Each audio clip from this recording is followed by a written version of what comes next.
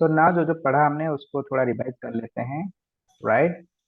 So the name of the chapter is agriculture. So what is agriculture? Agriculture is a practice which includes farming with animal rearing, right?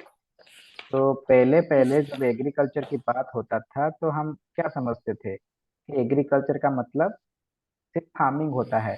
अगर तुम्हारे पास कुछ crops हैं, उस crops को तुम cultivate कर रहे हो, उसमें से कुछ प्रोड्यूस होगा तुम्हारा, उसको लेके मार्केट में बेच दो, तो वही है फार्मिंग। मगर आजकल जब फार्मिंग बोला जाता है तो उसमें एग्रीकल्चर रिलेटेड जो चीजें हैं, तुम्हारा सोइंग पोइंग ये सब हो गया, हार्वेस्टिंग हो गया, उसके साथ ही साथ एनिमल रियरिंग भी आता है, right? Then there are some Yes, sir. Crops which are called cash crops. Why? Because they are mean to be they are mean to be sold in the market. Okay, तो उसको तुम इसीलिए उगाते हो क्योंकि तुम्हें उस उनको मार्केट में बेचना है एंड कुछ पैसे कमाना होता है। जैसे कि रबर हो गया, जूट हो गया, कॉटन हो गया, टी हो गया, ये सबको क्या बोलेंगे? इन सबको बोलेंगे cash Yes, crops. bro. Then then हम डिस्कस करेंगे कि कौन कौन से फैक्टर्स होते हैं एग्रीकल्चर के, जो एग्रीकल्चर को अफेक्ट करते हैं. These are there are two types of factors which affect agriculture. One is geographical factor and second is economic factor. तो geography के हिसाब से क्या क्या फैक्टर्स होते हैं एग्रीकल्चर को अफेक्ट करते हैं? जो सबसे पहले आता है क्लाइमेट. ओके, तो there are certain types of crops which require hot and humid climate. There are certain types of crops which require cold climate. For example, um, you can't grow various types of vegetables in normal European climate because normally European climate is quite cold. Okay, and vegetables require 25 degrees Celsius temperature ideally, right? So you can't grow vegetables there. Okay, so what do you need? You need a greenhouse to start cultivating vegetables in a normal European climate, right? तो उसी हिसाब Yes, से sir. एक place का climate जैसा है, उसी उसको ऊपर भी डिपेंड करेगा कि तुम्हारा वहां पे क्या क्रॉप्स कल्टीवेट होंगे. देन सेकंड आता है edaphic factor. So edaphic factor is related to soil. Okay, तो इस एरिया में क्या सॉइल वेराइटी है, इसके ऊपर भी डिपेंड करेगा कि तुम्हारा क्रॉप क्या होगा, क्रॉप का सिलेक्शन उसके ऊपर डिपेंड करेगा. For example, let us say you are trying to cultivate paddy, right? So paddy is a type of crop which require standing water. तो वहां पे पानी रहना चाहिए जमीन पे. तो तुम अगर उसको लोमी या फिर सैंडी सॉइल में करोगे, वो पानी तो सब नीचे चला जाएगा ना, तो तुम्हारा पैडी कल्टीवेशन ठीक से Yes, नहीं हो sir. पाएगा. तो पानी को पकड़ के रखने वाला जो सॉइल होता है, क्लेई सॉइल. ओके, तो वो सबसे Yes, sir. अच्छा Clear, है. sir. तो तुम्हारे पास क्लेई सॉइल है तो तुम करोगे पैडी.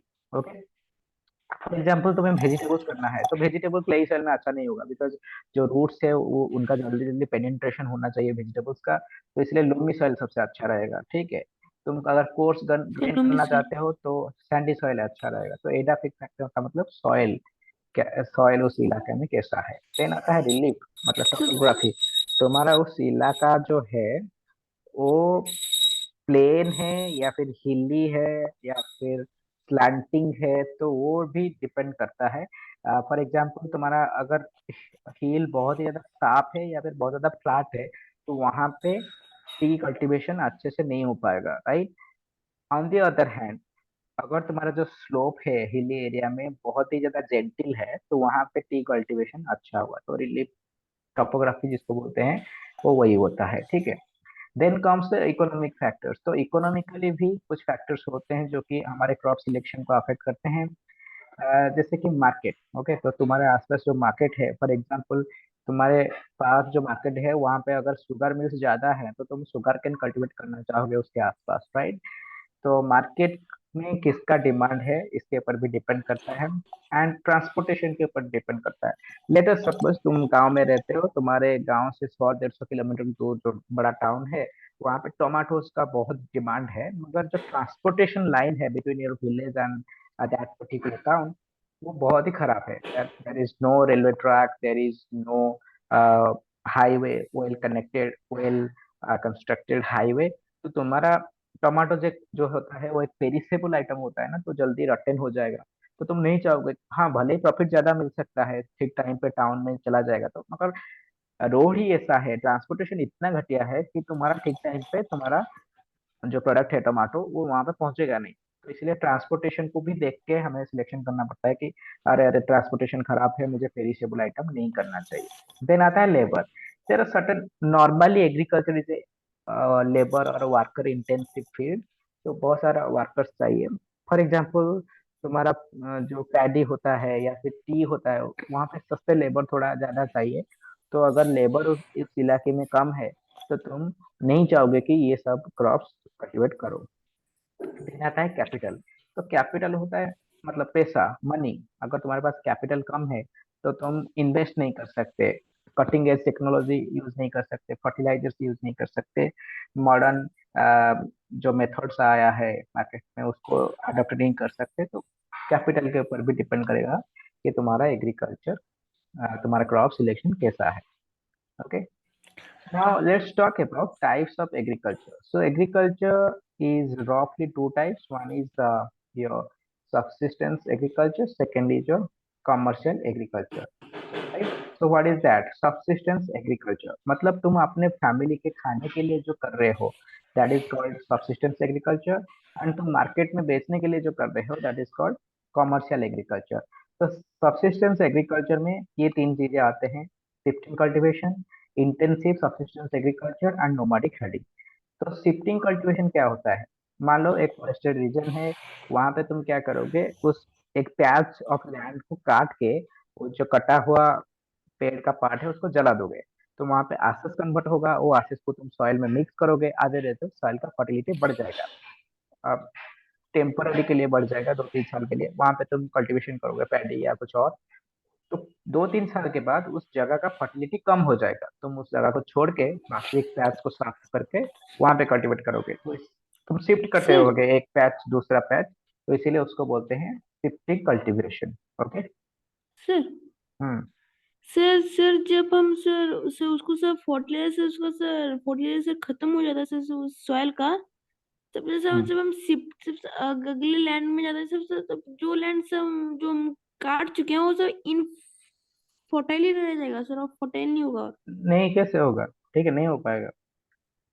उसके बाद आते हैं इंटेंसिव सब्सिस्टेंस एग्रीकल्चर। मतलब जो जहाँ पे लोग की संख्या ज्यादा है मगर तुम्हारे जो लैंड का अमाउंट है वो कम है, तो वहाँ पे एक लैंड के ऊपर प्रेशर आ जाता है कि वहाँ पे ज्यादा से ज्यादा तुम्हें प्रोडक्शन चाहिए। ठीक है, तो उसको बोलते हैं इंटेंसिव सब्सिस्टेंस एग्रीकल्चर। तो वहाँ पे बहुत ज्यादा फर्टिलाइजर वगैरह यूज होता है।